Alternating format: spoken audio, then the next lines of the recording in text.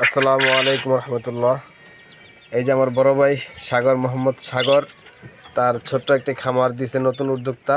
তার খামারটা পরিদর্শন করতে আসলাম। ভাই, এগুলো কি মুরগি? এটা হচ্ছে ভাই ফাউমি মুরগি। ফাউমি মুরগি, পরে পাখি আছে, সব একসাথে গরুভাবে পালন করতেছে। এপাশে কোয়েল পাখি আছে। ভাই, কোয়েল পাখিটি কতদিন বয়স হয়েছে? এগুলা মোটামুটি 50 থেকে 52 দিন হয়েছে ভাই। ডিম পারে? না, আশা করি 2 দিন পারবো।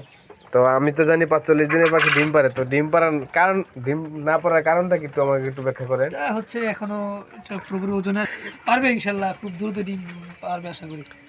আমিও দেখলাম যে পাখিগুলো ডিমে আসার কিছু লক্ষণ আছে, লক্ষণগুলো দেখলাম। তো ইনশাল্লাহ তো শীঘ্রই ডিম পারবে।